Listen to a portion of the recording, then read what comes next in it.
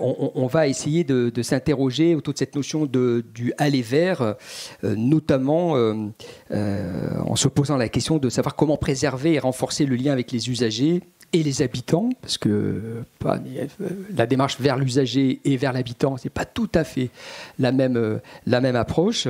Lorsque la médiathèque doit fermer temporairement, que ce soit pour des travaux de réhabilitation ou en raison d'incivilité, ça ne sera pas les exemples que nous avons aujourd'hui. Et puis comment poursuivre aussi activement une démarche d'aller vers des publics éloignés ou empêchés lorsque la bibliothèque bien couverte, donc en pleine forme, se heurte à des moyens limités et notamment humains et qui freinent la capacité d'action. C'est ce qu'on évoquait derrière. Alors cette table ronde va être l'occasion d'échanger autour d'initiatives très concrètes et de réfléchir, je l'espère, collectivement aux stratégies pour renforcer notre présence, notamment hors les murs. Et notamment comment faire preuve davantage d'inventivité et d'agilité, des fois qui est contrainte et puis des fois parce qu'elle est voulue, pour dépasser les obstacles matériels et organisationnels, j'allais presque dire surtout organisationnels, tous ces éléments-là. Et puis aussi, quel partenariat on peut nouer sur nos territoires afin d'enrichir cette dynamique d'aller vers. Alors, pour enrichir la réflexion et pour partager les pistes d'action, je suis accompagné Émilie Zapater, donc qu'on connaît tous, qu'on l'a au moins entendu pour certains pour l'atelier, qui est adjointe direction, qui est responsable du service public et partenariat au sein de l'espace média Grand Narbonne. Aurélie Mathéo, tu es directrice de la médiathèque Jean-Jacques Rousseau, qui est située dans le quartier de la Mosson à Montpellier, une bibliothèque qui appartient au réseau des médiathèques de Montpellier Méditerranée Métropole. Et Stéphanie Coste, qui est responsable du réseau de lecture publique de la communauté de communes de Piège-Moraguet. Un réseau, alors en territoire rural, on va dire ça comme ça, hein, ouais, avec 8 bibliothèques. Ok, ça marche. Alors, comment on a 1h30 ensemble. On va commencer d'abord par situer un tout petit peu le contexte. Donc, je demanderai à chacune d'entre vous, et Émilie, tu commenceras de nous donner un petit peu le contexte. Pourquoi cette démarche d'aller vers et quel dispositif vous avez mis en place tous les trois, et puis ensuite on prendra un second temps, une quinzaine de minutes maximum, 15-20 si vous en voulez un petit peu plus, et ensuite on passera sur quelques échanges autour des éléments, et puis on vous donnera la parole bien évidemment pour que vous puissiez interroger et approfondir certains éléments là-dessus. Je t'en prie. C'est parti. Le contexte, je ne vais pas m'appesantir dessus parce que je pense que depuis ce matin, vous avez bien compris pourquoi nous en sommes arrivés là. Donc on va directement s'appuyer sur l'exemple de la bibliothèque éphémère, puisqu'une fois que tout a été calé, les diagnostics, où nous avons fait beaucoup d'aller vers, nous sommes passés sur une phase de aller vers et hors les murs, puisque maintenant on a bien compris le distinguo. Donc comment on a procédé ? Eh bien c'est d'abord 4 sites. On va faire un focus sur la bibliothèque éphémère, mais ce qu'il est important de voir, c'est que pour maintenir la continuité des services, on s'est déployé donc sur 4 sites. Le site 1, l'espace média, toute la partie au public fermée pour travaux. En revanche, on a conservé une partie de nos espaces internes qu'on a redistribués, réattribués, où on a continué à recevoir nos collections, à traiter la navette, à faire des bouts de réunion sur des bouts de bureaux. Donc ça, c'était sur le premier site. La bibliothèque éphémère en position 2, que vous voyez juste derrière. Donc je vais revenir plus en détail dessus, mais on est resté dans la même zone de chalandise pour la bibliothèque éphémère. Le site 3, qui était un local où nous avons stocké toutes nos collections, toutes celles qui n'étaient plus accessibles au public, mais sur lesquelles nous allions intervenir pour recoter tous nos documents. Donc ceux qui ont assisté à l'atelier de Florence sur le plan de classement ont compris que nous avons eu un gros chantier, puisque nous avons recoté 84 000 documents en abandonnant la DIWE. Et ensuite le site 4, que vous voyez tout au bout. Donc grosso modo, il y a entre 2 et 3 km entre le point 1 et le point 4. Qui là, c'était un INES, donc un bâtiment communautaire, qui est normalement, qui est destiné à accueillir des porteurs de projets, des personnes en réinsertion professionnelle. On est vraiment sur l'innovation, l'économie sociale et solidaire. Donc pas forcément un bâtiment qui est là pour accueillir du grand public, tout public, et des grands groupes.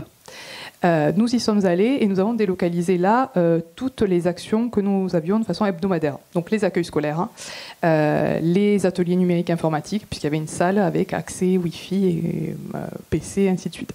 Donc 10 jours À partir du moment où nous avons fermé, 10 jours pour nous organiser, déployer les moyens techniques, humains et mettre en place tout cela pour que le 19, nous puissions ouvrir la bibliothèque éphémère et que les équipes puissent se projeter sur un mode de fonctionnement. Je vous le fais en express, mais c'est un peu ce qu'on a vécu. C'est tout à fait ça. Donc quand je mets adaptabilité, mobilité, alors si on a quand même été capable, toute l'équipe, de s'adapter à ce contexte, c'est parce qu'il y a eu beaucoup d'anticipation, on a beaucoup communiqué, on a fait de nombreux temps d'échange, de travail collectif. Malgré ça, on ne peut pas se prémunir de tout, mais en tout cas, voilà, c'est ce qui nous a permis d'être plutôt efficace, on peut se le dire quand même. Voilà, toute l'équipe a vraiment assuré. Et nous voilà donc avec notre bibliothèque éphémère, parce que d'abord, ça a été une projection 3D. C'est-à-dire que nous sommes passés de notre bâtiment entièrement vidé de 2000 et quelques mètres carrés à un chapiteau entièrement vide de 200 mètres carrés. Et là-dessus, il faut composer, il faut imaginer et se mettre d'accord sur ce que l'on maintient, sur ce qu'on ne maintient pas. Le choix qui a été fait, puisque nous avions délocalisé tout ce qui était accueil de classe, accueil de groupe, que nous avons délocalisé toutes nos actions culturelles, j'y reviendrai un petit peu plus tard, on a fait le choix de donner la place vraiment aux collections, dans le chapiteau, à la bibliothèque éphémère. On a travaillé, donc c'est Romain, notre conseiller numérique, qui a fait la projection avec le logiciel SketchUp, en tenant compte des règles de circulation, tout l'aspect réglementaire. On a matérialisé tous nos mobiliers, et en termes de pôle doc, on s'est dit on va faire des ratios.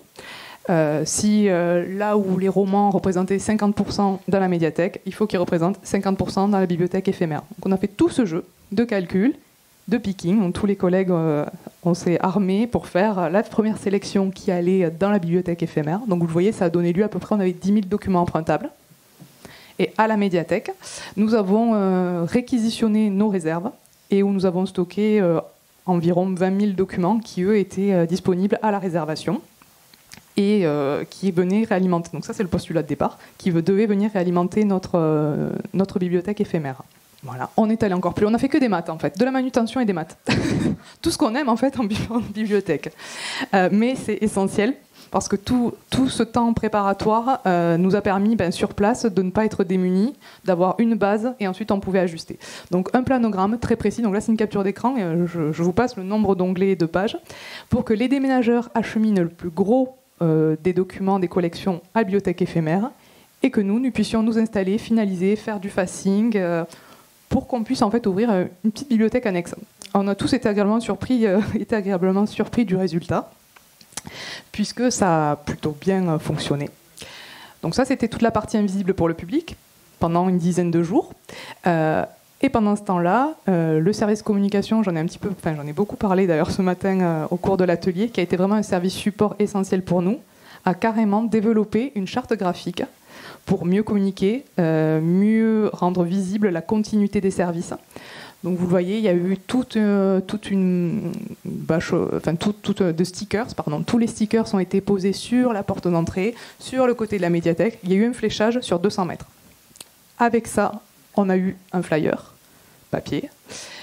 On a mis en route la newsletter, qu'on n'avait pas pareil. On se disait, on va prendre le temps de le faire. Ça a été l'occasion de nous aussi nous bousculer un petit peu sur des dossiers qu'on avait mis en stand-by.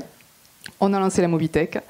Voilà, donc pour le côté aller vers, on y a été aller vers numériquement, parce qu'en fait on était un peu en pause sur ça. On était tellement les mains dans le cambouis sur la manutention, sur plein d'autres choses, qu'on avait laissé cette partie de côté. Donc vraiment rematérialiser tout ce qui peut l'être. Donc, vraiment, donc là, la vue, c'est celle qui a été réalisée par anticipation par le service com, mais ça a vraiment rendu ça ensuite. Et pour ouvrir donc notre bibliothèque éphémère. Pour communiquer, donc il y a eu toute cette nouvelle charte graphique. On a eu une campagne également de spots à la radio, de radio locale. On a eu 4 ou 6, je ne sais plus, interviews. À chaque fois, un focus sur l'ouverture, la continuité des services, les actions culturelles, un thème, donc à la radio. On a eu des articles dans les magazines institutionnels, dans la presse locale. Donc toute cette partie institutionnelle. Et finalement, on n'a jamais autant communiqué sur la médiathèque que dès lors qu'on a décidé de fermer. Et là où on avait une petite appréhension, où on se dit on va décevoir les publics, bien sûr il y avait de la frustration, mais il y en a plein qui ont redécouvert la médiathèque, ou découvert tout court, ou découvert des nouveaux services. Donc finalement ça a vraiment été source de médiation plus. Donc là où on s'était préparé collectivement avec des arguments pour justifier la fermeture, bien sûr il a fallu les utiliser, mais on a vraiment communiqué sur tout ce qu'on faisait. Et du coup tout ce qu'on allait continuer à faire, et même s'il a fallu gommer certains services, parce que les seuls services que l'on n'a pas pu maintenir, c'est le travail sur place, pour les séjourneurs, parce qu'on avait un petit salon presse, mais après, pour tout ce qui est travail sur place, on n'avait pas la place. Donc là aussi, on a fait jouer le local. On s'est inscrit, on s'est ancré vraiment dans la ville, où on a fait des listes pour renvoyer les gens dans les espaces de coworking, dans les BU, les CDI, parce que finalement, tous nos jeunes ados qui venaient ont oublié qu'ils avaient aussi des bibliothèques universitaires, des CDI. Donc ça a été l'occasion, là aussi, de retisser des liens en proximité avec des structures techniquement partenaires, mais avec lesquels on ne travaille pas. On ne fait que se croiser, on se croise, on se partage nos publics. Et ensuite, l'accès Internet, qui était effectivement un gros enjeu, mais au niveau du chapiteau, pour des raisons techniques, sans parler de la place, pour des raisons techniques, ça n'a pas été possible. Donc là aussi, on a réalisé en interne des fiches mémo pour envoyer les usagers vers tel ou tel service. Ça a été très utile pour nous aussi, parce qu'on s'est rendu compte que finalement, dans nos actions que l'on programmait, certaines étaient redondantes, certaines étaient manquantes, il fallait peut-être les renforcer. Donc tout ce qui était identifié comme une difficulté, ça en restait une, mais ça nous permettait de nous enrichir et de commencer à phosphorer sur la programmation à la réouverture. Donc ça, c'est pour la partie maintien du lien. Et on a eu la chance, toujours pareil, notre service com nous a laissé quand même une certaine latitude. L'équipe s'est emparée pour maintenir le lien, pour promouvoir tout ce qu'on faisait en interne. Et là aussi, on le sait très bien, les usagers, toujours, mais qu'est-ce que vous faites avant l'ouverture? Vous faites que lire. Là, on a pu rendre vraiment visible et compréhensible tout ce qu'on peut faire le long de l'année. Là, ça a été le prétexte. Donc, une de nos collègues a réalisé des petites vidéos pour communiquer. Donc, je vais vous en montrer une, elle est courte. Et ça vous permet de voir les services que nous avons maintenus. Donc là aussi, ça a permis de donner la main aux collègues, parce qu'ils ont pu vraiment communiquer sur ce qu'ils voulaient montrer, faire voir, faire connaître. La navette, on a des flyers, c'est quelque chose que l'on présente à chaque fois qu'il y a une inscription. Alors on a eu des retours, des questions, alors que le but, c'était juste de montrer qu'on continuait et pas qu'on avait une navette. Finalement, toutes les actions qu'on a pu entreprendre pour insister lourdement sur la continuité du service, ça a été plutôt vécu comme une promotion par les usagers, comme une promotion, une connaissance de ce qu'on avait ou ce qu'ils pensaient qu'on faisait. Donc pour ça, ça a été très intéressant. Et donc ça nous a permis vraiment de maintenir le lien, de communiquer dessus et d'éviter la frustration, et de donner aussi des billes aux collègues qui devaient jongler, parce que je n'ai pas précisé, mais vous l'avez bien compris ce matin, initialement donc, on était parti sur éphémère 6 mois, c'est devenu éphémère 1 an. Donc il a fallu beaucoup nous organiser, parce que ça c'est pour la partie du coup public, mais nous en interne derrière, c'était retrouver des habitudes, retravailler complètement différemment, puisqu'avant la fermeture on fonctionnait par secteur, avec des équipes bien assez cloisonnées, qui avaient des activités parfois complémentaires, parfois différentes, et les unes et les autres n'avaient pas fondamentalement connaissance de tout. Là il a fallu revoir, être en mobilité, en adaptabilité, en redécouverte finalement du métier et de ce qu'on pouvait faire déjà et qui est fait différemment. Donc vraiment toute l'équipe a fait un sacré exercice pour retrouver des habitudes dans un lieu nouveau, sur des sites délocalisés et en travaillant en proximité avec des collègues avec lesquels ils ne travaillaient pas forcément. Donc tous les repères ont été gommés. Et malgré ça, ça a fonctionné. Malgré tout ça, ça a fonctionné. Je vous donne quelques chiffres rapidement. Et la petite photo anecdotique. Alors, les sexy caddies, c'est vraiment devenu notre emblème. Parce que quand on parlait de projection, on avait anticipé le plan A, le plan B, le plan C, comment on allait acheminer, renouveler les stocks. Et puis, nous avions ces petits caddies en stock, une ancienne opération sur les valises mystères pour les vacances. Et on s'est rendu compte qu'à chaque rotation, à la bibliothèque éphémère, tous les collègues partent avec un caddie et on y mettait les nouveautés, de quoi renouveler, les retours de la navette. Et au final, là où on avait imaginé donc un fonds de 10 000 documents qu'on renouvellerait peut-être entièrement qu'au bout de 15 jours, au bout de quelques jours, à chaque fois, le fonds était renouvelé. Donc même si on avait un tout petit lieu, les usagers qui revenaient n'avaient jamais la même sélection documentaire. Et la manutention est finalement devenue plus supportable, parce qu'avec ces petits caddies, on transportait entre 20 et 30 documents, multipliés par autant de rotations. Et c'est devenu le petit clin d'œil aussi avec les usagers qui nous voyaient passer d'un site à l'autre avec nos caddies. Donc ils savaient qu'il y avait de la nouveauté qui arrivait. C'était un prétexte pour échanger au détour du... Non, il y avait vraiment ce... Là, on est allé vers, mais sans le vouloir. Parce qu'on s'est retrouvés dans leurs habitudes de trajet ou pour aller au local où il y avait également les collections. Donc on s'est immiscé dans la vie des habitants, mais sans le vouloir. Donc là, c'est de l'aller vers involontaire. Et vous le voyez, donc on s'appesantit aujourd'hui sur la bibliothèque éphémère, mais ça nous a vraiment permis d'amorcer le hors-les-murs. Il était déjà très présent, déployé, il reposait essentiellement sur une certaine partie de l'équipe. Là, ça a été clairement partagé. Le hors-les-murs est devenu une mission commune. Ça avait été travaillé dans le cadre même des entretiens pro, dans la démarche d'accompagnement. Les collègues ont joué le jeu. Et ils ne sont pas cantonnés aux actions hors les murs, les concernant directement sur l'info, mais plus généralement. Donc on était vraiment dans un partage global et collectif de toutes les activités. Merci beaucoup. On va tout de suite écouter l'exemple de Montpellier. Alors, nous, on n'est pas encore à la bibliothèque éphémère, on est en amont, donc c'est hyper intéressant. Puis j'y reviendrai parce qu'on a envisagé aussi une bibliothèque éphémère, alors plutôt de 150 mètres carrés, et où on a dû faire aussi des choix. Donc j'y reviendrai après. Alors le contexte de la fermeture de la médiathèque Rousseau. Donc la médiathèque Rousseau est une médiathèque située en quartier prioritaire à la Mosson, gros quartier prioritaire, hein, le second d'Occitanie avec 25 000 habitants. Donc une structure de 2000 mètres carrés qui ferme, alors pour le coup de façon très soudaine, liée à des problèmes techniques qui ont engagé la sécurité des publics et des agents. Donc une fermeture en fait du jour au lendemain. Qui fait que la préparation n'a pas été forcément la temporalité. Il n'y a pas eu le temps de travailler en amont, même si une fermeture avait été prévue, mais quelques mois après. Donc du coup, l'équipe avait quand même travaillé sur un projet hors les murs, mais très rapidement, donc contexte de fermeture un peu soudaine, avec nécessité de vider les locaux, etc.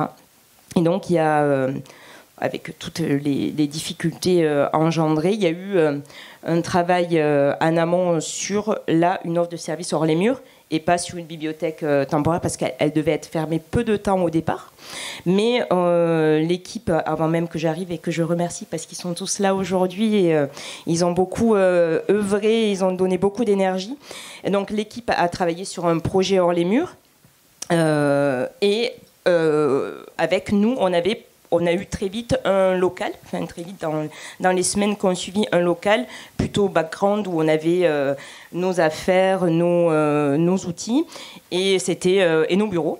Donc petit local de 100 mètres carrés au cœur du quartier Mosson qui nous permet de nous déployer tous les jours sur des actions hors les murs. Alors là, on est fermé du coup définitivement, ce lieu ne réouvrira pas, je parlerai de la suite, mais donc ça fait un an, plus d'un an, même un an et demi pratiquement que nous sommes sur des actions hors les murs. La priorité qui a été donnée, c'était lié aux écoles et à la petite enfance, 23 écoles sur le quartier, donc un gros focus sur aller dans les classes, donc quelque chose d'assez classique, et y compris aussi sur la petite enfance. Et très vite, en fait, et mes collègues étaient déjà là pour le faire, mais de prendre la mesure du maillage associatif, institutionnel, qui est très riche sur le quartier de la Mosson, et d'aller à la rencontre des partenaires, des publics, pour tester, pour se dire là où on serait le plus efficace, là où on allait pouvoir rencontrer des publics, et là où on serait le plus utile. Donc, dans la métropole de Montpellier et à Montpellier, dans la ville de Montpellier, il y a un réseau de maisons pour tous, qui est un réseau, peut-être dans d'autres villes existe ce type d'équipement. Il y en a 3 sur le quartier de la Mosson et qui ont vocation, comme le nom le donne, d'accueillir les publics, les associations. Donc le réseau des maisons pour tous, les 3 maisons pour tous de la Mosson nous ont ouvert leurs portes et on a entamé ce premier partenariat. Donc là, on a des photos d'installation dans 2 maisons pour tous. Comme dans beaucoup de quartiers prioritaires, mais pas que, on a aussi un centre social qui fonctionne très bien et le centre social aussi nous a ouvert ses portes. Et et ensuite sur d'autres lieux. Alors peut-être pour faire le lien avec ce qu'on s'était dit déjà la dernière fois, la dernière journée d'études, et là ce qu'on s'est dit aussi, le fait de se rapprocher d'un équipement comme le centre social, et d'aller vers des partenaires du champ social nous a aussi beaucoup appris. Et puis effectivement, là, on a pu rencontrer des publics qui ne fréquentaient pas la médiathèque. Et on a proposé des dispositifs. Alors, nos dispositifs d'action hors les murs, ils sont plutôt simples. On est vraiment sur de l'installation où on a beaucoup de jouets, de jeux et de lectures, mais pas que. Historiquement, la médiathèque Rousseau, il y a une ludothèque qui rayonnait et qui était une ludothèque de 400 mètres carrés, une très grosse ludothèque avec un service très très apprécié par les habitants. Donc l'offre de jeux est une offre très forte pour nous. Voilà. Donc ça, c'est quelques photos. Je vais essayer d'arriver à... Ah ben voilà. Ensuite... On a évidemment occupé l'espace public. Alors c'était très intéressant ce matin l'intervention de Benoît, parce que nous on a fait ça un peu de façon empirique. Effectivement, on avait quelques idées, l'idée de ne pas se déplacer seul, l'idée d'être dans des lieux où on ne prend pas la place d'autres usages, etc. Donc en fait, il y a des moments où on s'est trompé. Où on a expérimenté, c'est clairement ça, où on voyait que les lieux où on était n'étaient pas les bons, parce que les publics ne circulaient pas par là, parce qu'on n'était pas repérés. Et puis très vite, en fait, notre expérience, au bout de quelques mois, nous a montré les lieux où il était bon de s'installer, où on était très repérés. Donc là, sur des parvis, l'utilisation du mobilier urbain, c'est vraiment un élément hyper important, parce que ça nous évite de trop déployer du matériel. Je vais parler de la lourdeur de la manutention du hors les murs, mais utiliser le mobilier urbain, c'est vraiment aussi une des pistes. Les parcs, ici. Voilà. Donc les espaces publics, c'était surtout les parvis et les parcs, mais aussi là on a lancé ça, et c'est mes collègues qui ont eu cette idée-là. Il y a un grand marché à la Mosson, les Halles de la Paillade, un marché très très très fréquenté. Donc on avait une permanence une fois par semaine dans le marché avec un stand. Alors là c'est pareil, c'est un lieu où on n'attend pas forcément une médiathèque, donc les gens qui venaient vers nous parfois ne savaient même pas ce qu'était une médiathèque, donc on était dans une démarche un peu de fourmi, d'expliquer, de renseigner. Voilà. Alors peut-être faire un petit focus, parce qu'on en a parlé ce midi, donc sur les explorations des lieux. Ce qui est important de savoir, c'est que là, nous, sur les dispositifs hors les murs, pour que ce soit intéressant, il faut faire des installations un peu lourdes, avec beaucoup de matériel. Il faut que les habitants soient bien accueillis. Ça veut dire qu'il faut déployer beaucoup de matériel. Alors, on se balade souvent avec nos flammes, nos barnums, nos tapis, nos chariots, etc. Donc, c'est beaucoup de manutention. Et peut-être faire un dernier focus avant de venir à la suite, mais ça va faire le deuxième été qu'on participe à un dispositif qui s'appelle Cours d'école ouverte. Donc là, vous voyez les fameuses IDs Box qu'on utilise exclusivement pour ça. Donc on va, pour éviter, parce que l'été, se déplacer sur tout le quartier, c'est compliqué, mais pour éviter de se déplacer et pour être repéré, on ouvre une cour d'école 5 semaines l'été, dans laquelle on déploie des dispositifs qui restent sur place, qu'on range le soir pour éviter d'aller tous les jours. Et donc voilà, donc là cet été on renouvelle ça. Vous voyez, on fait appel à des partenaires. Vous voyez, pour certains qui connaissent le camion des petits débrouillards, mais pas que. Et on organise cette cour d'école ouverte avec un principe qui est de liberté totale d'accès, de gratuité, et d'avoir à effectuer aucune démarche pour ça. Donc ce que je peux dire du hors les murs, qui moi, avant d'avoir cette expérience-là, qui est une expérience finalement qui a été difficile à mettre en œuvre, même si parce que très lourde, c'est effectivement le fait de rencontrer des habitants tous les jours, et de rencontrer aussi les partenaires, et le maillage qu'on a opéré, il est très fructueux pour la suite. On a investi dans des dans des matériels de transport. Alors c'est très pragmatique, mais souvent nous, comme tu disais, on se déplace avec. Vous déplacez. Nous, on a quelques éléments repérants où on a investi dans des choses à roulettes en fait et des choses portables. Et donc on se déplace sur le quartier. Du coup, effectivement, on nous repère, on nous voit. Mais tout ça, c'est pas pour. C'est super et c'est top, mais ça demande beaucoup d'énergie, c'est dur, c'est beaucoup de manutention, c'est beaucoup d'adaptabilité et c'est très riche. Donc, mais voilà, sur la durée, ça peut être un peu lourd. Donc on invente des formats et du coup on se dit peut-être que parfois, au lieu de multiplier les lieux, qu'on ait des lieux repérés. Parce que nous, au début, on se déplaçait un peu partout. Et en fait, les gens ne savaient pas trop où nous trouver. L'expérience du hors-les-murs montre aussi que le fait d'avoir des points un peu, même dans l'espace public d'ancrage, là on en a quelques-uns, ça nous permet d'être repérés, de connaître les lieux, d'être même dans le hors-les-murs, d'avoir des points un peu d'identification. Ça, on l'a compris au fur et à mesure qu'on travaillait et qu'on expérimentait. En fait, c'est vraiment une expérimentation permanente. C'est-à-dire qu'on évalue sans arrêt le service, ce qu'on ne fait peut-être pas quand on a un bâtiment. Parce que là, on est obligé, quoi. On est un peu à nu, quoi. On se pose, soit ça marche pas, soit on prend d'un coup... ça nous est arrivé il n'y a pas longtemps, 70 habitants qui arrivent et on n'avait pas du tout prévu et soit non, on n'est pas repéré. Donc tout ça, en fait, je crois que cette expérience-là, c'est ça nous permet et ça nous fait nous évaluer et réajuster en permanence. Alors comme ça va durer, on va ouvrir une bibliothèque éphémère, temporaire. Alors je remercie Christine et Émilie que j'ai eues en réunion au moment où on imaginait le projet et qui m'avaient déjà parlé un petit peu de leur projet de bibliothèque éphémère. D'où la force aussi des réseaux d'Occitanie Nouvelle Lecture, et je sais qu'il y a la collègue de Nîmes aussi, et l'échange entre professionnels quand on a des situations comme ça, elle est tellement précieuse et elle nous permet quand même d'avancer.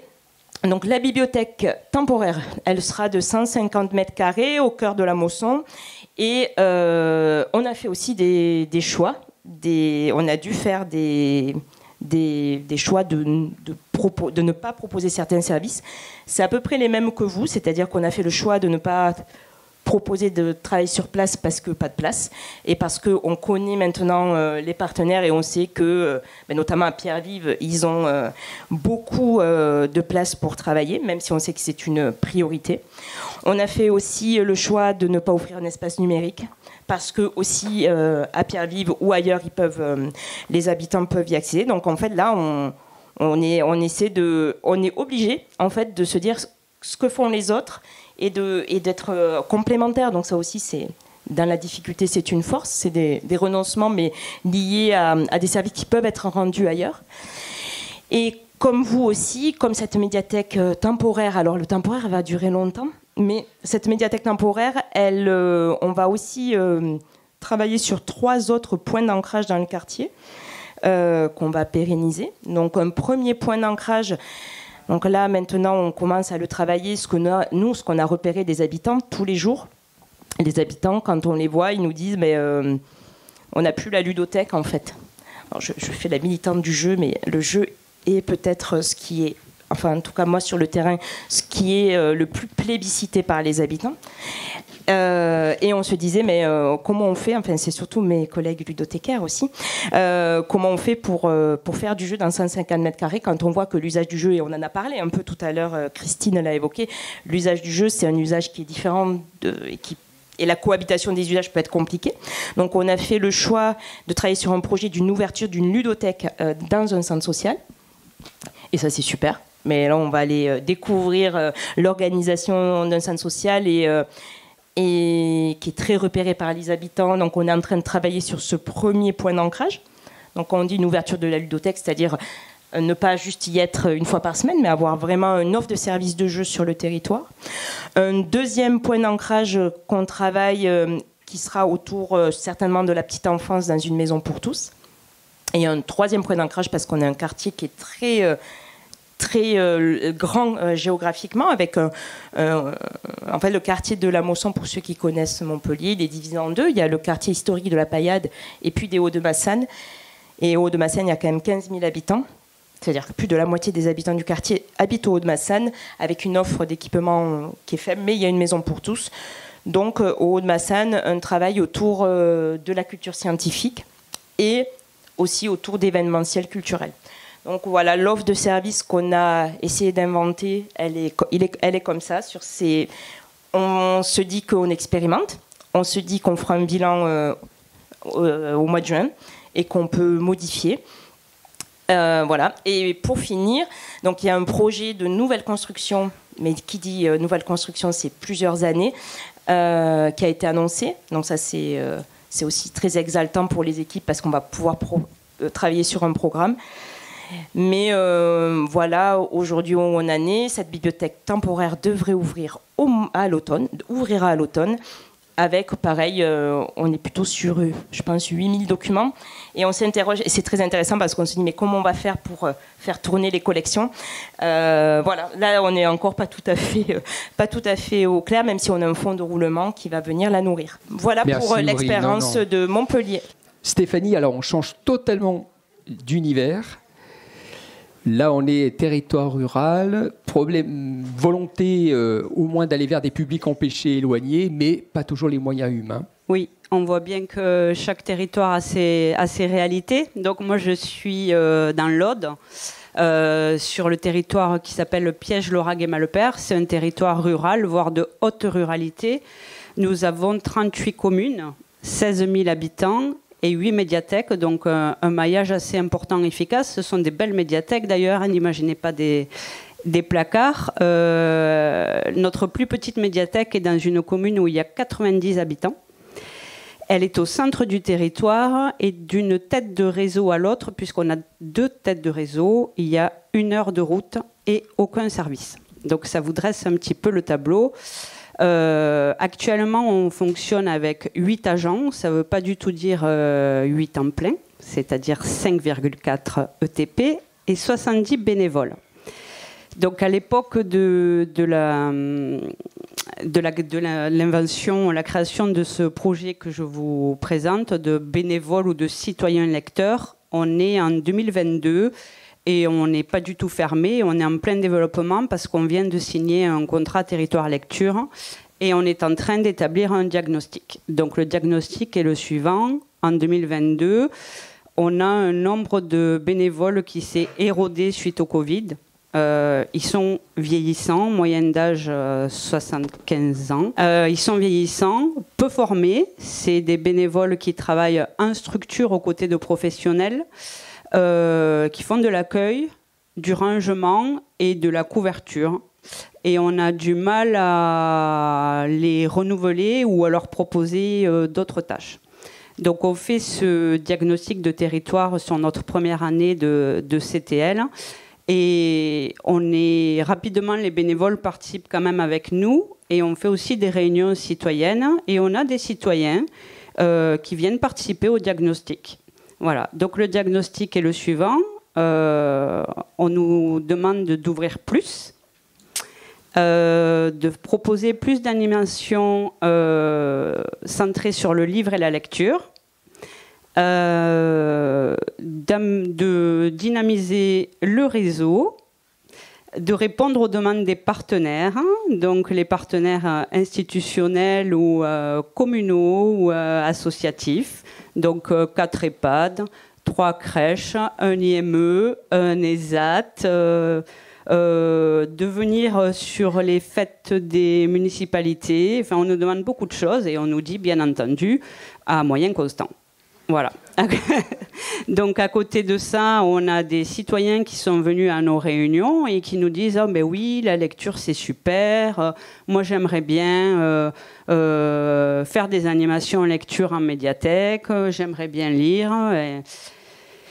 Et on rencontre à ce moment-là 2 partenaires, donc la FAOL, que que vous connaissez sûrement tous, c'est le CREPA, qui est le centre de ressources pour l'illettrisme dans l'Aude. Vous devez avoir un équivalent. Et tous les deux nous disent que sur notre territoire, ils n'ont aucune donnée concernant l'illettrisme, mais qui savent que les chiffres sont sûrement hauts. Et la FAOL, qui développe le modèle de lire et faire lire, nous dit qu'ils ont un seul acteur. Donc lire et faire lire, c'est un modèle que je connaissais vaguement, mais je me penche là-dessus. Et en fait, ce sont des citoyens bénévoles qui doivent avoir plus de 50 ans et lire aux enfants. Bon, alors ça, je me dis, on me propose de faire plus de lecture. Des citoyens veulent lire dans mes médiathèques, mais ça, c'est quand même quelque chose que j'arrive à proposer moi-même. Et en même temps, j'ai un modèle où on me propose de lire dans les écoles, mais ce n'est pas forcément ce qui m'intéresse non plus, parce que c'est un service qu'on pourvoit. Donc on a essayé de croiser tout ça, et on a proposé à des citoyens de nous rejoindre pour lire là où nous ne pouvions pas aller par manque de personnel. Voilà. Et en fait, on s'est rendu compte très vite que des citoyens qui ne voulaient pas du tout être bénévoles en médiathèque étaient d'accord de nous rejoindre. Donc on a communiqué à ce sujet pour proposer, donc à l'époque le modèle s'appelle médiateur du livre, mais il a changé de nom depuis plusieurs fois, et on a 30 personnes qui nous répondent. On ne s'y attendait pas forcément, et ces 30 personnes, on s'est dit, mais maintenant, il faut organiser ce nouveau service qu'on veut proposer et comment on va faire. Donc, on s'est inspiré du modèle de la FAOL et des bénévoles de lire et faire lire. Et la première chose importante, c'était d'encadrer ce service parce qu'on ne pouvait pas intégrer n'importe qui à nos côtés pour rendre un service public. Et on ne pouvait pas non plus les envoyer lire pour le réseau de lecture publique sans encadrer. Donc, on s'est inspiré de la FAOL pour créer deux chartes, une charte du bénévole lecteur et une charte de la structure d'accueil. Donc ces deux chartes, je ne vais pas rentrer dans le détail, mais elles encadrent la façon dont le service est rendu. Donc par exemple, le bénévole lecteur qui va nous rejoindre va avoir une formation et va ensuite intervenir dans une structure qui a signé également la charte et qui garantit un accueil confortable aux bénévoles et la réalisation du service dans le respect de ce que pourrait proposer un service public.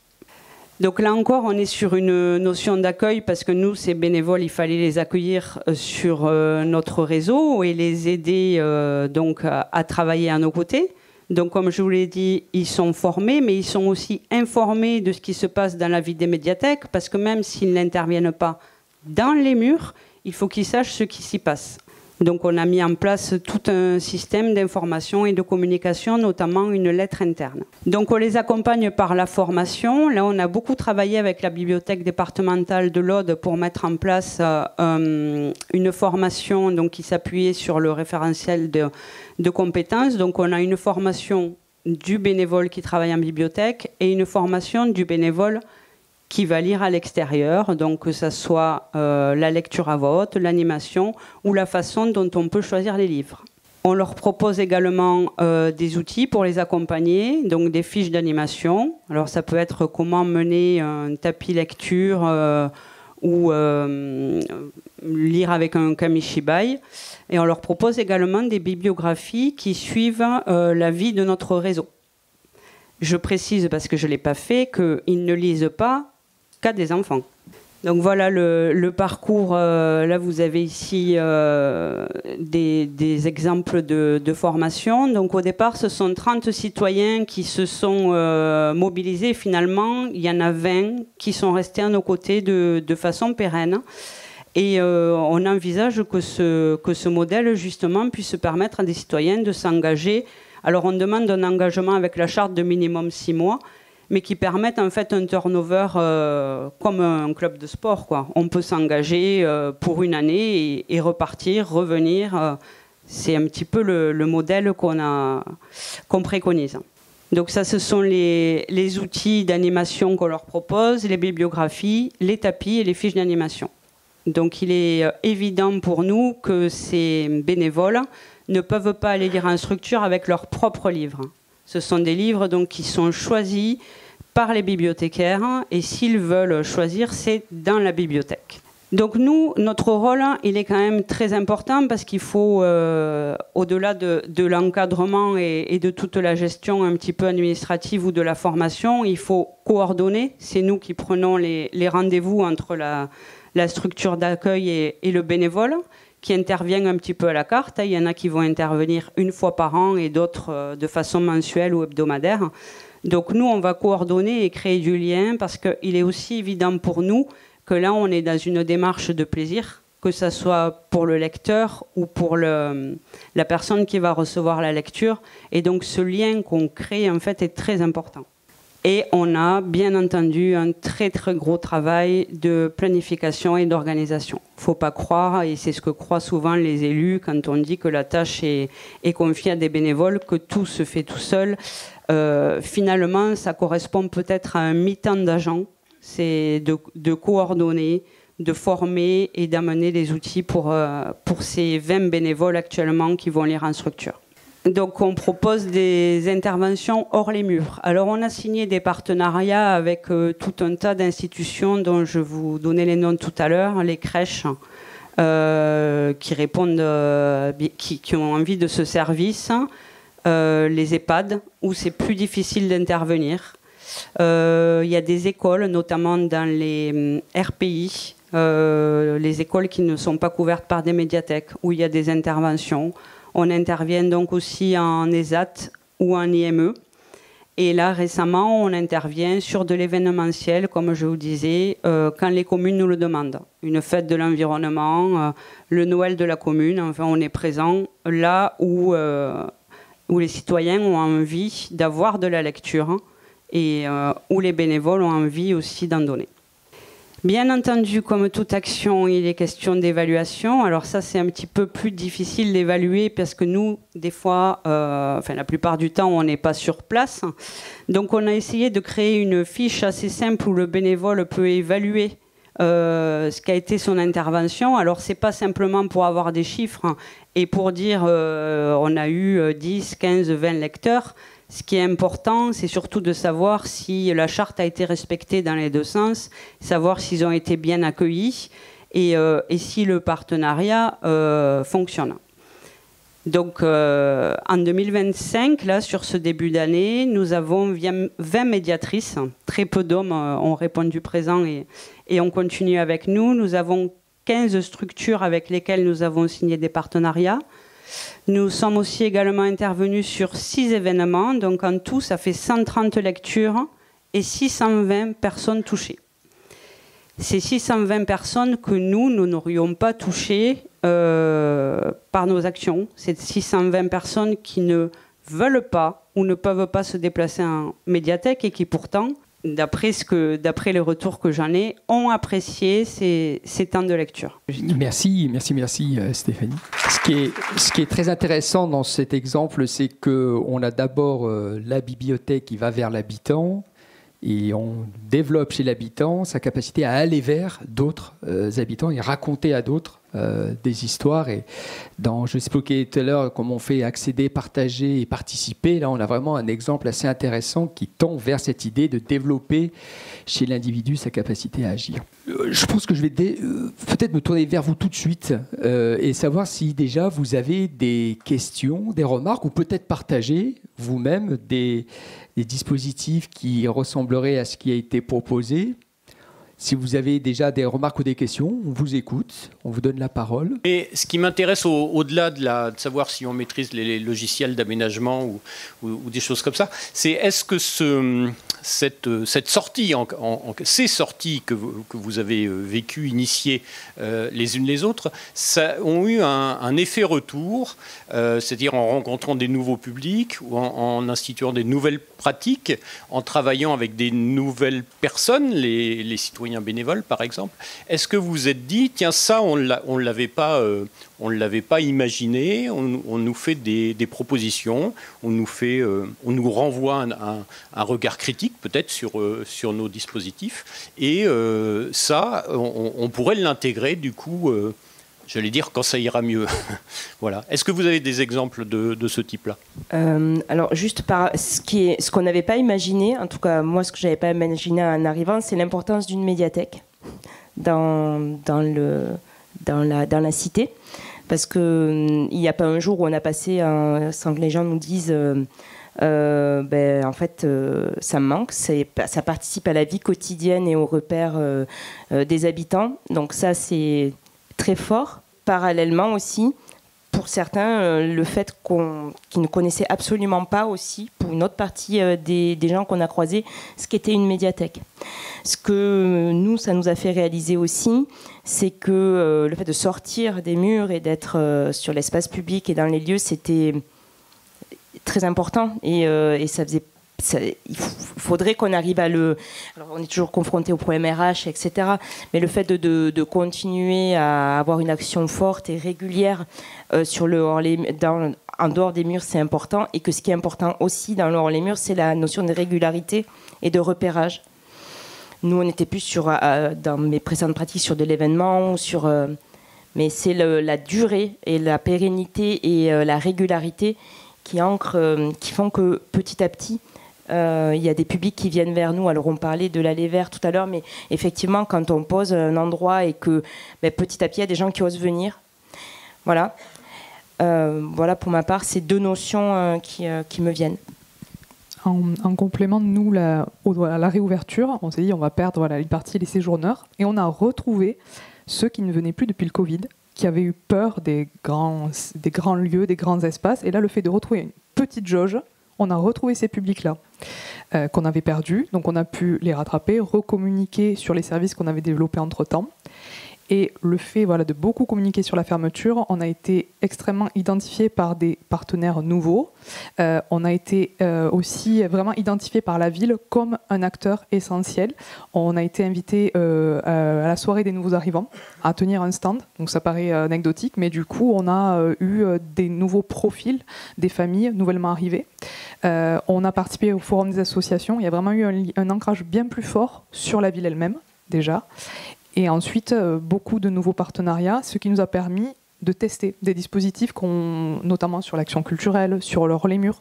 On n'avait pas pris le temps de faire cette recherche de partenaires, de priorisation. Voilà, il y a eu plein d'opportunités qui sont arrivées à nous. Et on s'est dit, c'est l'occasion de sortir de nos cartons, d'expérimenter. Pour l'ID's Box, ça a été des opportunités nouvelles aussi, parce qu'initialement, on l'avait envisagé, je parle à Caline, sur le territoire. Mais là, on s'est dit, déjà, sur la ville, en fait, ça permet de promouvoir des services.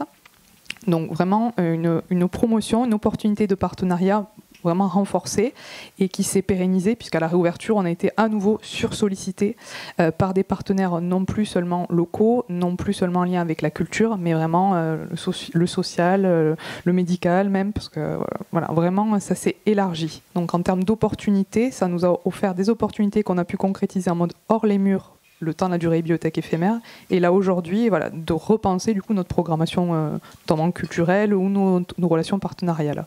Oui, moi également en termes de retour, puisque je pense que c'est bien ça la question. Déjà, j'ai été surprise, mais avec actuellement, ça ne me surprend plus, du fait que des citoyens peuvent ne pas avoir envie d'emprunter des livres à la médiathèque et n'utilisent pas ce service, mais ont quand même envie de partager le plaisir de la lecture et de faire peut-être des petits lecteurs qui, eux, ensuite viendront dans mes médiathèques. Le second point, c'est que je vous ai dit qu'on était sur un territoire rural, 38 communes, 8 médiathèques. On s'est aperçu qu'en fait, les communes qui n'avaient pas de médiathèque sur leur lieu ne se sentaient pas légitimes pour participer avec nous. Or, maintenant, les bénévoles, ils sont vraiment intercommunaux. C'est-à-dire qu'on peut avoir un bénévole d'une commune qui va intervenir dans un EHPAD d'une autre. Donc là, on est en train de créer une dynamique qui est très intéressante et qui devient un peu la vitrine du dynamisme de la lecture publique sur le territoire. Et enfin, et ça c'est notre plus grande victoire, c'est que les autres services de la communauté de communes nous ont repérés.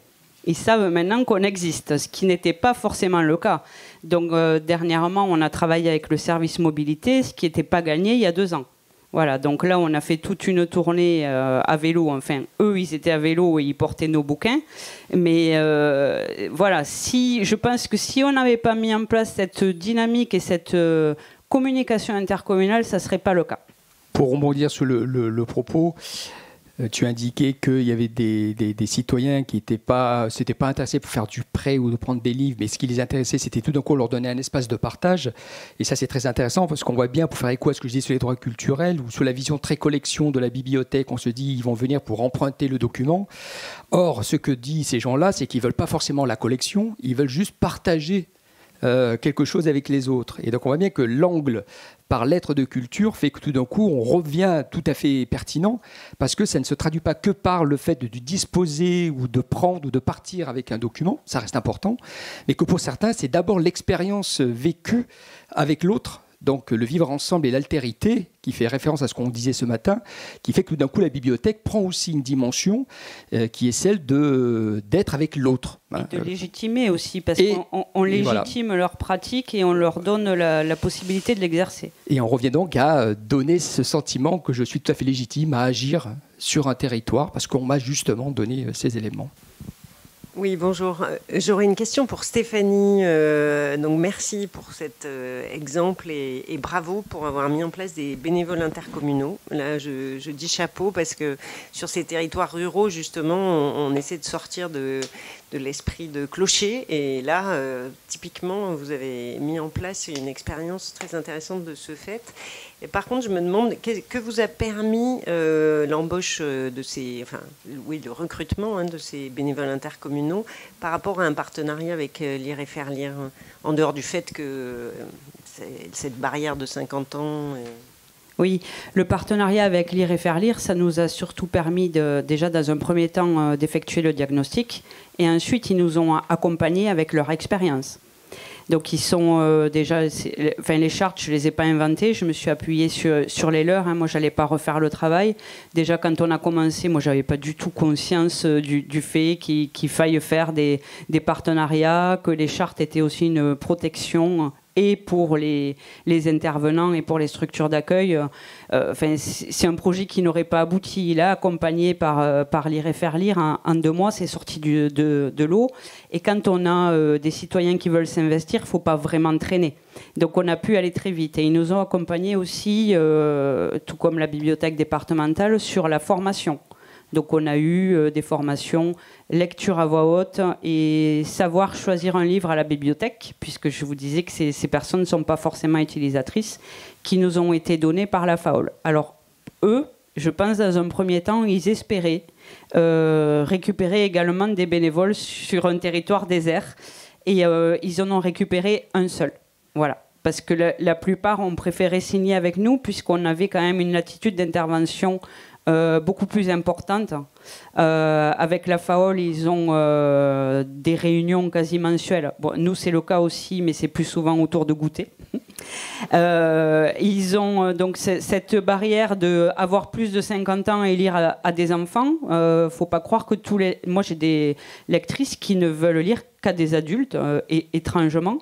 Et je vous en ai pas parlé, mais j'ai aussi des gens qui ne veulent lire devant personne, qui ont juste voulu se former et qui viennent juste lire un texte pour la nuit de la lecture.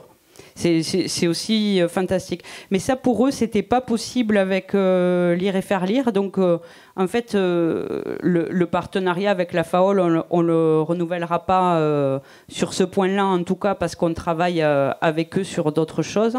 Mais voilà, c'est ce que ça m'a permis. J'ai peut-être alors profité, moi, pour revenir sur ce que j'avais pointé tout à l'heure, cette question de l'identité du bibliothécaire, voire même du bénévole. Est-ce que lorsque on ferme les murs et que d'un coup le bibliothécaire ne se définit plus parce qu'il occupe un espace, mais qu'il va devoir aller vers l'extérieur, est-ce que ça s'est traduit au sein des équipes, auprès de collègues, par...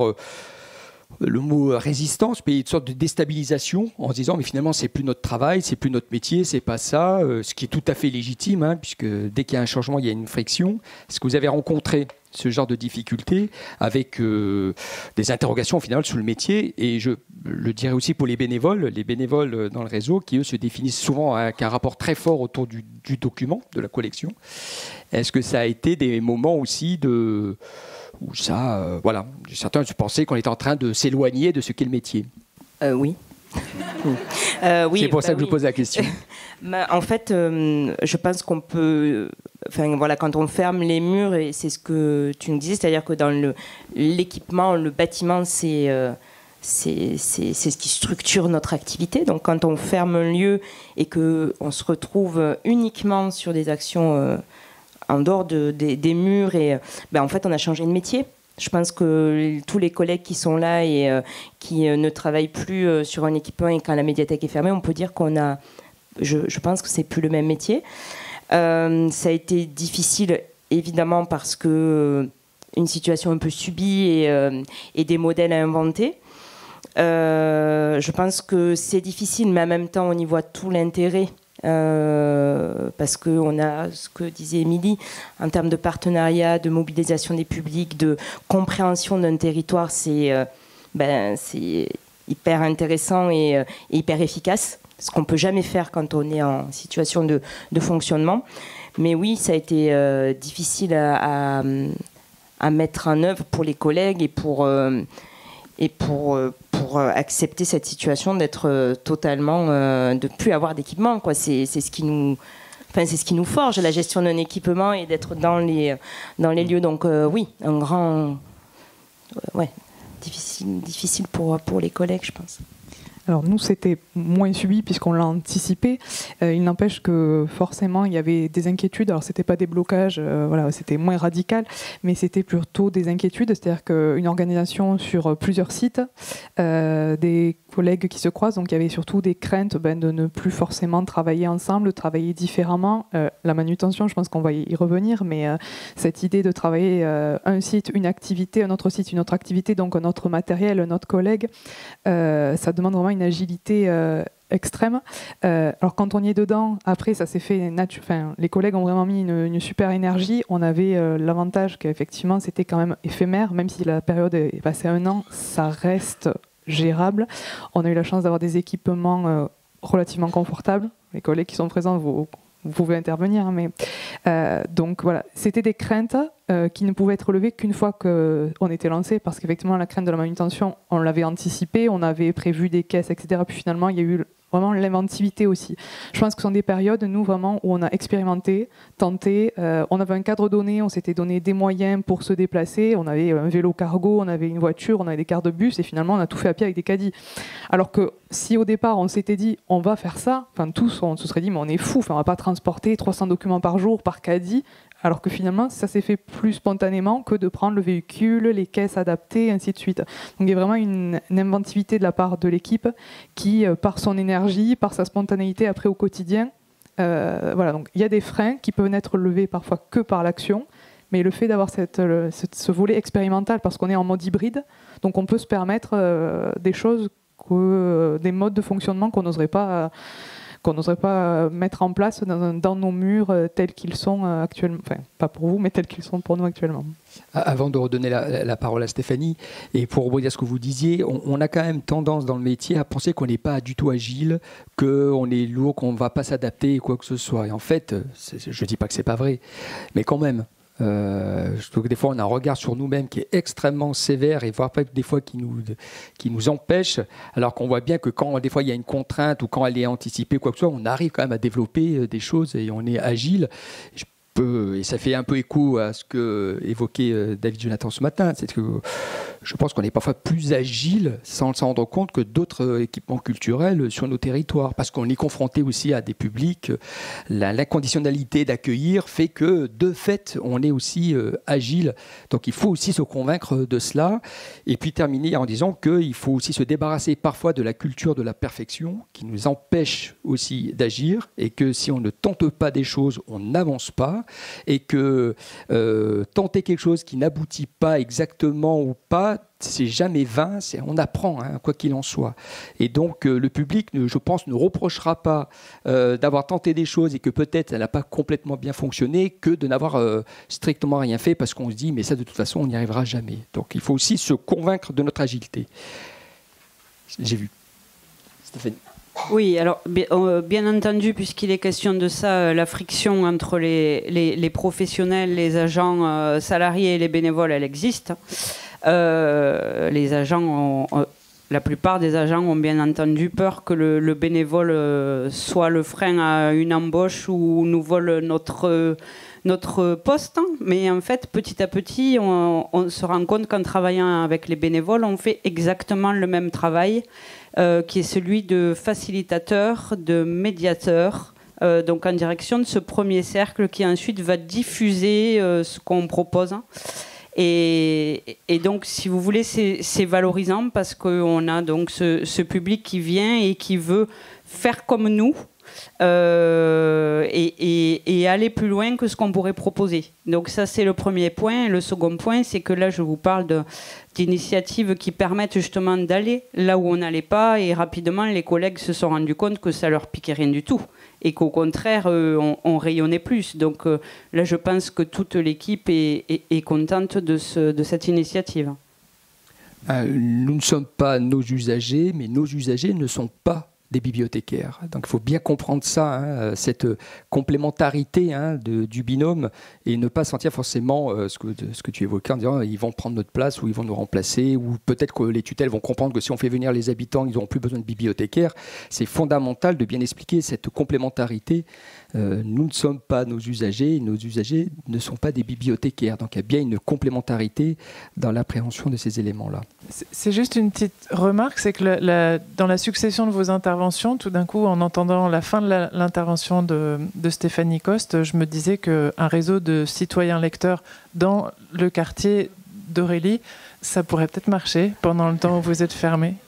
Alors peut-être rebondir. Alors Aurélie, tu es en plein encore dans le temporaire et l'éphémère et le aller vers. Par contre, pour vous deux, et Stéphanie, c'est déjà dit, est-ce que cette expérience du aller vers, de la bibliothèque éphémère, etc., est-ce qu'elle a inscrit quelque chose de durable dans la bibliothèque après qu'elle redevienne, entre guillemets, un lieu dans lequel on vient se rendre, dans la manière de travailler ou dans la manière d'avoir tissé des liens avec les partenaires, ou est-ce que c'est parce que voilà, la boutique, on reprend le rythme de la boutique parce qu'il faut aussi faire tourner un équipement? Est-ce qu'il y a une trace de ça? Alors c'est vrai qu'on a mis en place forcément un fonctionnement hybride à la bibliothèque éphémère où on ne s'est pas trop posé la question de savoir si c'était normal, pas normal. On a cassé notre mode de fonctionnement, on n'a plus travaillé en secteur, tout le monde a travaillé sur toutes les tâches partagées, là où auparavant chacun avait un peu un fonctionnement autonome par service, par mission. Donc là il y a vraiment eu un plus grand partage. Ça nous a permis d'amorcer une modification d'organigramme. Donc on l'a fait à toute petite échelle. Maintenant, on le calque à l'échelle de la médiathèque. À titre anecdotique aussi, on n'avait plus d'automates de prêt, donc tout se faisait de façon manuelle. On s'est dit que ça allait être mal perçu, il y avait un côté régression pour nous. Finalement, là aussi, on s'est rendu compte que le lien, les usagers aimaient beaucoup, finalement, pouvoir échanger ou se déresponsabiliser si l'automate ne marche pas. Donc là aussi, c'est une option que l'on a conservée à la réouverture. On a toujours les retours obligatoires aux automates, mais les prêts peuvent se faire aux différents points de médiation. Donc il y a des petites choses qu'on a inscrites et d'autres qui nous ont vraiment permis de commencer. Ça nous a servi aussi de formation à la bibliothèque éphémère, puisqu'on a changé notre plan de classement. Ça s'est fait en quelques mois, mais il fallait que tout le monde puisse s'y habituer, les usagers, nous aussi. Donc le fait de le faire à petite échelle, c'est un côté expérimental, rassurant. C'est un premier pied à l'étrier. Alors je dis pas que c'est tout rose, parce qu'une fois qu'on revient justement dans des nouveaux locaux, il faut de nouveau se réadapter, garder des choses qui ont fonctionné, qui fonctionnent différemment, moins bien, mieux. Donc on est encore dans cette phase de voilà, on a expérimenté des choses. Ça nous a permis je pense aussi une prise de conscience, parce qu'on se dit effectivement qu'on n'est pas assez agile, qu'on n'en sera pas capable, qu'on le tiendra pas sur la durée. Donc pour amorcer un travail, ça a été vraiment intéressant, et on est dans cette partie de renouvellement et d'intégration de ce qui fonctionnait et voir comment on peut le faire fonctionner ici ou comment le faire évoluer encore. On arrive aussi à un moment où il va falloir renouveler des documents stratégiques, le PCSES, le plan de développement des collections. Donc tout ça, ça agrège. Donc on se dit, ça y est, il y a une partie qui est terminée, on va rouler. Non, on est encore dans une adaptation, encore dans un renouvellement et encore dans l'intégration de nouvelles postures, puisque l'allée vert, on a évoqué ce matin, on avait des grandes banques, etc. Là, à la bibliothèque éphémère, on avait des petits bureaux. On réouvre, on a des points de médiation ronds. Il y avait des choses qu'on supportait, où la proximité à la bibliothèque éphémère, on ne se posait pas la question de la proximité parce que c'était tout petit. Là, dans nos grands espaces, tout d'un coup, la proximité, elle est vécue différemment. Donc, on identifie des nouveaux besoins d'accompagnement, de formation. Parce que ce qui roulait à tel endroit, on ne s'est pas posé la question de savoir si ça allait aussi bien fonctionner. On s'est dit, il va y avoir une continuité. Et là, on reprend des flux plus importants. Voilà. Donc, ce qui fonctionnait, ce qu'on avait projeté, il faut encore le réinterroger. Donc, c'est un renouvellement permanent. C'est intéressant professionnellement, mais c'est sûr que pour l'équipe, pour tout le monde, c'est enrichissant, mais en même temps, il faut donner. Ce que tu disais, c'est que c'est un éternel enrichissement, mais aussi une réinterrogation permanente de nos postures. Avec le gilet, on est plus identifié, donc c'est une autre relation qui s'instaure, une proximité qu'on avait un petit peu encouragée à la bibliothèque éphémère, qu'il faut faire perdurer in situ à l'espace média, mais dans un autre espace, un autre contexte et un autre rapport finalement. Mais c'est super intéressant parce que du coup, ça montre que l'expérimentation a permis de réinterroger aussi ce que nous sommes et comment on le propose in situ. Et donc, on voit bien la question des gilets. J'aurais pu poser la question, mais on sait combien il y a des résistances dans nos bibliothèques pour que des collègues soient identifiés, comme si être identifié tout d'un coup m'exposait beaucoup trop. Et on sait bien que quelquefois, on a bien un peu se cacher derrière nos collections. Les gilets ont été acceptés sans grande difficulté. Alors, c'était... au tout début du projet, lors des phases de diagnostic, il avait été évoqué la question de l'accueil, de l'identification. Ça passait par les espaces, ça passait par la signalétique et ça passait par les agents. On avait, vous avez peut-être vu, un tour de cou bleu qu'on mettait pas, qu'on mettait à la poche, qu'on mettait autour du cou. On le voyait quand on était de face mais pas de dos. Donc il avait été évoqué l'idée d'avoir un signe qui nous permet de nous repérer. On s'était dit que ça n'allait pas forcément être la priorité tout de suite. 2, on avait dit si l'équipe adhère pas, on va pas mener un combat pour ça tout de suite. On l'a mis de côté, en se disant qu'on y reviendrait, mais bien plus tard. Et finalement, quand on a eu fini toutes les phases, etc., c'est certains collègues qui nous ont dit, mais alors, qu'est-ce qu'on choisit ? Donc on a remis ça sur le tapis. On a organisé un temps de travail collectif et on en a reparlé, on a voté. Et je crois qu'il y avait que deux collègues qui étaient pas opposés, qui étaient réticents, mais à titre personnel, mais qui professionnellement reconnaissaient que c'était important. Et depuis qu'on les porte, depuis la réouverture, on voit vraiment que ça fonctionne très très bien parce que ça envoie un signal de justement on est visible, on est disponible pour vous. Donc les usagers se sentent plus à l'aise à venir nous demander. Donc ils sont plus, on parlait du sourire, mais c'est un peu ça, ils sont... alors pas tous, les collègues vont me dire oh là là, mais la majorité... est beaucoup plus en confiance parce qu'ils se disent ils sont là pour nous, donc je peux aller, on a moins le côté excusez-moi de vous déranger. Donc, et même hors les murs, on est extrêmement repérable. On parlait tout à l'heure de visibilité de nos actions, de reconnaissance. C'est anecdotique, c'est un détail, mais ça y contribue parce que quand il y a une action, hop, on nous reconnaît, on a le logo, il y a une côté identification beaucoup plus forte. Oui, ça rend visible l'humain, ça rend visible la valeur ajoutée humaine que représente un bibliothécaire dans son espace. C'est vraiment fondamental. Juste les résistances, puisque souvent on pense que porter un gilet, on devient comme les espaces marchands, mais il faut juste se convaincre qu'on n'est pas un espace marchand. C'est pas parce qu'on porte un gilet qu'on devient un espace marchand. C'est-à-dire que il faut se convaincre de ça. Mais je dis ça parce que nous, on l'a vécu et nous, on n'a pas réussi parce que les collègues disaient, on est en train de devenir la FNAC. Mais on n'est pas la FNAC. Il faut arrêter de croire que parce qu'on porte un gilet qu'on deviendrait tout d'un coup un espace marchand. Bon, j'arrête. On a eu la même remarque, mais on y revient, c'est vraiment redonner du sens. C'est pas on devient la FNAC, c'est pourquoi on a envie de se rendre visible. Exactement. Donc il y a ce travail-là qu'on a, même les usagers, certains nous ont fait la remarque. On arrive au bout de la table ronde.